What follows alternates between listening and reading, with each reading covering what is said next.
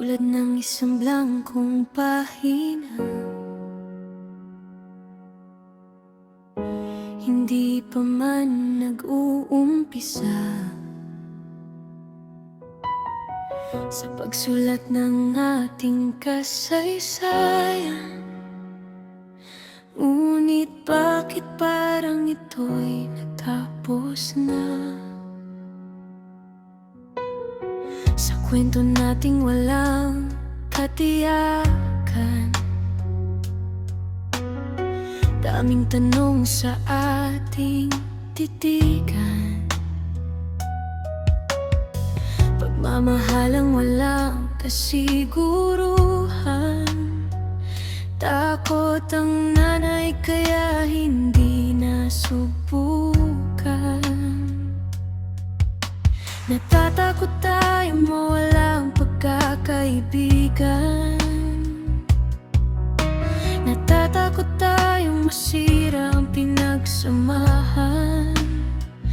Ngunit ngayon ay narito sa dulo ng daan, sa katapusan ayaw nating marating kailanman. Nakapapanghinayang, di man lang naumpisahan. Nakapapanghinayang, wala nang mabalikan.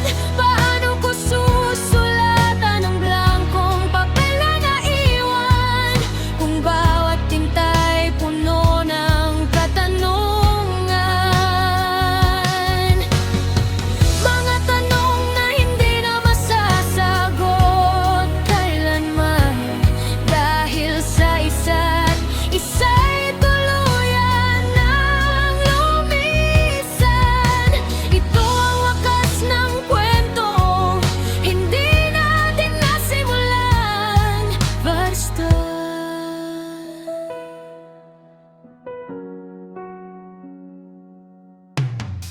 Kung pwede lang bumalik sa nakaraan,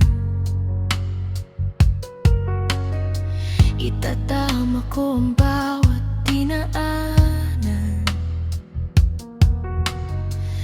Mga bagay na dapat kong iningatan, at bawat sandaling dapat sinamahan.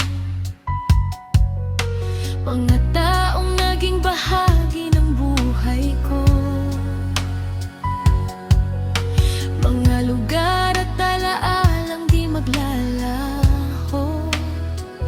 Susulitin ko ang bawat segundo bago muling bumalik sa kasalukuyan ko.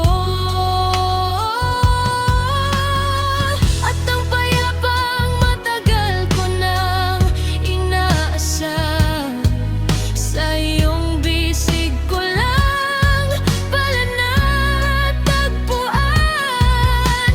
Naway sa munting liham na ito'y malaman, ikaw ang pinakamahalagang dumating sa aking buhay kailanman.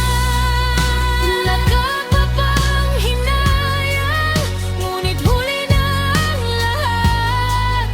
Mga pahinang iniwan, walang nakasulat. Ngunit kung bibigyan pa ng isa pang pagkakataon, ikaw pa rin ang pipiliin ng aking panahon. At kung sakaling muli tayong pagtagpuin ng tadhana, hindi na ako matatakot na simulan pa, upang ang blangkong papel na minsang naiwan ay mapuno ng pag-ibig at walang hanggang dahilan.